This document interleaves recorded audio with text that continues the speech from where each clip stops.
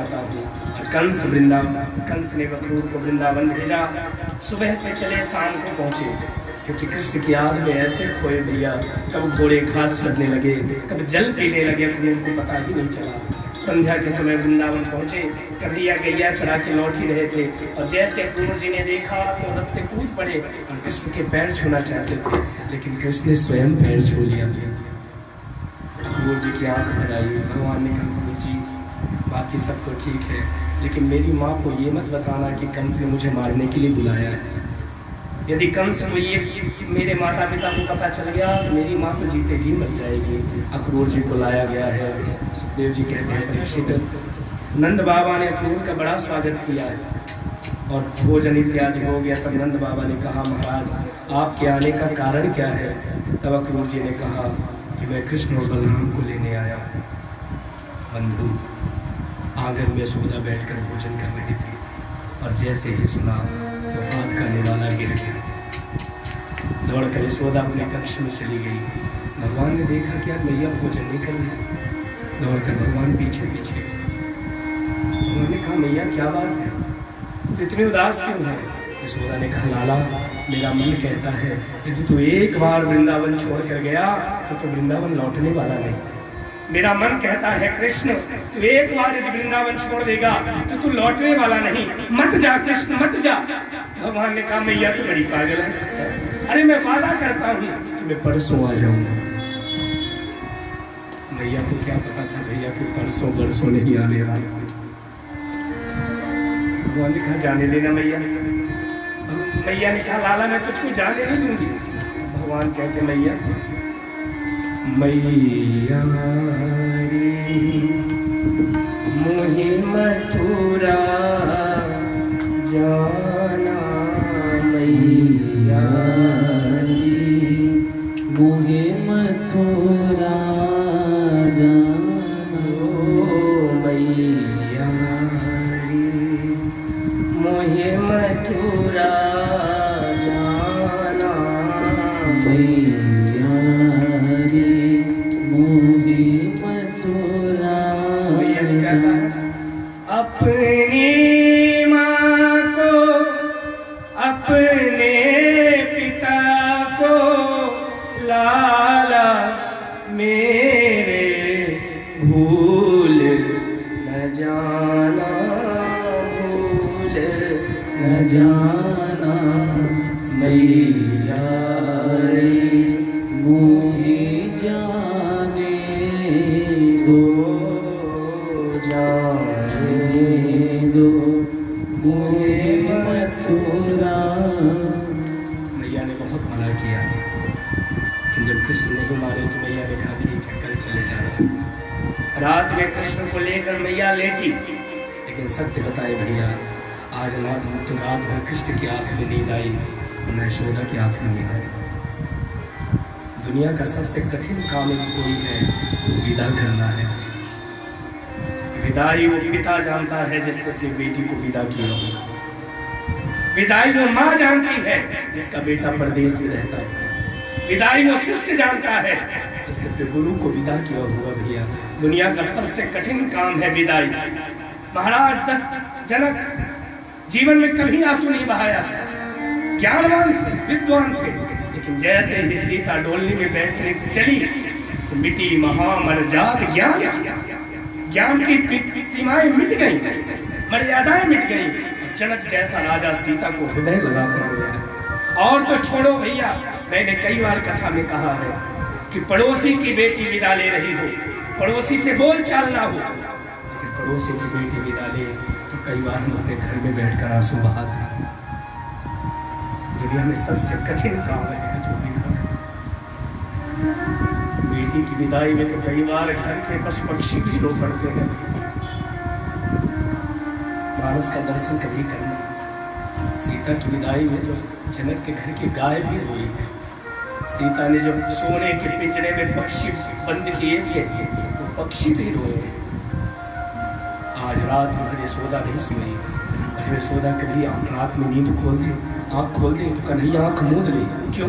ताकि मैया को लगे कि कन्हैया सो रहा है, और जब कन्हैया आँख खोले तो मैया मूंद ले। लेकिन रात भर दोनों नहीं सोए भैया। और किसी पल कृष्ण की आंख में नींद आई। यशोदा खंभे, आंगन के खंभे पे सिर टिका कर बैठ बोली, लाला कृष्ण को याद कर रही थी। कृष्ण को जिस बचपन में पालने में झुलाया था, उस पालने को पास में रखा। कृष्ण के छोटे छोटे जो बचपन के वस्त्र थे हृदय से लगाया। जरा झांकी का दर्शन करो। 11 वर्ष कृष्ण को मैया ने अपनी आंखों के सामने नचाया, खिलाया। भगवान कृष्ण 11 वर्ष 54 दिन वृंदावन में रहे और आज ब्रज को छोड़ने की तैयारी है। यशोदा मैया खंभे पर सिर टिकाए बैठे। इतने में कृष्ण आए, बोले, माँ तू यहाँ क्यों बैठी है? तू चिंता मत कर, मैं परसों आऊंगा। दोनों बात कर ही रहे थे। सुबह हो गई। सुबह मैया कृष्ण को स्नान कराने गई। जैसे ही जल का पात्र उठाया, मैया ने कहा, देख लाल अब सुगुन हो गया ना, मत जा बेटा। भगवान ने कहा, मैया ये तू ना बूढ़ी है गई है, इसलिए तेरे हाथ से पात्र गिरता है। वस्त्र पहनाने चली, वस्त्र पहना दिया। जैसे मोर मुकुट लगाने लगी, हाथ से गिर गया। मैया ने कहा, देख लाला प्रकृति संकेत कर रही है कि तू एक बार व्रत छोड़ा तो आएगा नहीं। भगवान ने कहा, जाने दे मैया। भगवान तैयार हुए, बलराम तैयार हुए और जैसे ही रथ में भगवान बैठे, रथ अक्रूर जी ने थोड़ा सा ही आगे बढ़ाया था कि दौड़ कर मैया गई और रथ के सामने खड़ी हो गई। रुको अक्रूर, रुक जाओ। क्यों?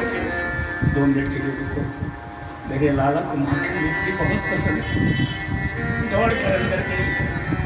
बंधु, माँ हमेशा बच्चे का पेट ही देखती। दौड़ कर अंदर गई यशोदा। एक कोठी में माखन मिश्री दूध भरा।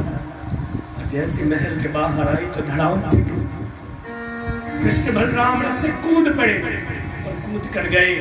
मैया को हृदय से लगाया और कहा, मैया तू ऐसा करेगी तुम कैसे जा पाएंगे? मैया ने कहा, लाला तू आएगा ना?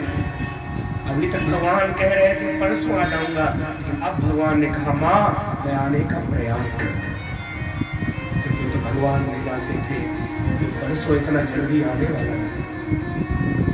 मैया के चरणों की रज को मस्तक में लगाया है और गोविंद रथ में बैठे। थोड़ा सा रथ बढ़ा, इतने में ब्रज की जितनी गोपियां थी सब आकर खड़ी हो गई और सब गोपियों ने यही कहा, अहो विधाता न क्वचिद दया संयोज मैत्र्या प्रणये न देहिना। हे विधाता, जब वियोग ही करवाना था तो संयोग क्यों करवाया? और याद रखना भैया, यदि संयोग हुआ है तो वियोग भी होगा। बेटी के विवाह जिसने किया होगा उसको पता होगा कि महीनों पहले से विवाह की तैयारी में जुट जाता है। बेटी के लिए एक वस्तु खरीदता है, नात रिश्तेदार भाई बंधु सबको इकट्ठा करता है। लेकिन अगले दिन जैसी बेटी विदा ले, सब है, पूरा परिवार है, भाई बंधु है, लेकिन एक बेटी विदा ले ले तो पूरा घर ऐसे लगता है कि घर में कुछ बचा ही नहीं। वो जानता है जिसने विदा किया हो। शिव को गौरा सौंप हिमालय, झरनों में नदियों में फूट के रोया, झरनों में नदियों में फूट के रोया। कौन है ऐसा बिटिया को जिसने करके विदा आँचल ना भिगोया, करके विदा आँचल ना भिगोया।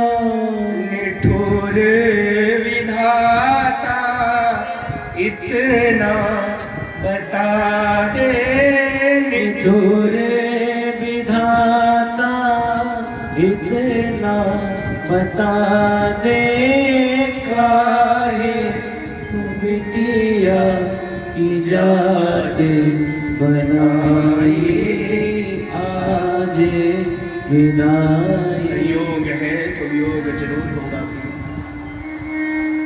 गोपी और रथ के सामने लेट गई। बोली कृष्ण तुझे जाना है तो जा, लेकिन एक काम कर, हमारे ऊपर से रथ चला के जा। भगवान ने थोड़ा क्रोध दिखाया, एक काम करो इनके ऊपर से ही रथ निकाल लो।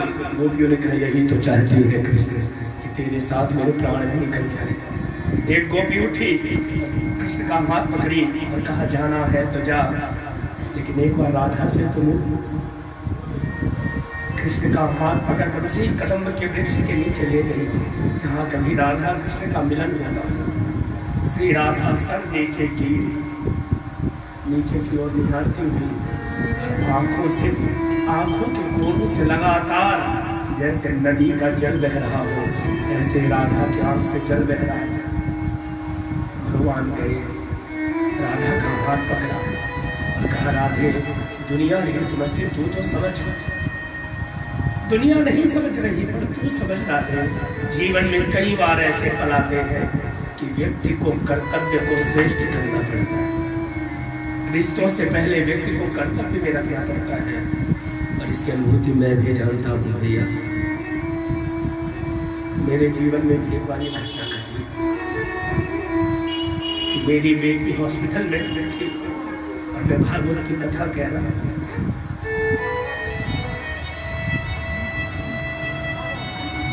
कई बार जीवन में ऐसे पल कि व्यक्ति को कर्तव्य पहले रखना पड़ता है। राधा दुनिया नहीं समझती, तू तो समझ। भगवान ने काली कमरी उतारी, राधा को दे दी, बांसुरी कमर से निकाली, राधा के हाथ में रख दी, और कहीं लिखा हो तो मुझे बताना कि वृंदावन छोड़ने के बाद गोविंद ने बांसुरी बजाई। वृंदावन छोड़ने के बाद कृष्ण ने कभी बांसुरी नहीं बजाई। राधा लगातार रो रही थी। भगवान ने राधा का हाथ पकड़ा और कहा राधे एक वचन दे। क्या? जब तक मैं वापस ना आऊं तब तक तू आंख से आंसू मत बहा। राधा ने कहा कृष्ण का आंसू ही तो सहारा था, उसे भी ले जा रहा है। राधा ने वचन दिया और भगवान चले। तब गोपियों ने मानो कहा प्यार के मोड़ पर मिल गए हो अगर, उम्र भर साथ देने का वादा करो। आ गए हो तो जाने की जिद ना करो, जा रहे हो तो आने का वादा करो, जा रहे हो तो आने का वादा करो। तुम बिन ये गलियां तड़पेंगी, आँखों से नदियां बरसेंगी, आँखों से नदियां बरसेंगी। जिन आँखों ने तुमको सराहा, तुम बिन वो अखियाँ तरसेंगी, तुम बिन वो अखियाँ तरसेंगी। कान्हा कान्हा जाना जाना,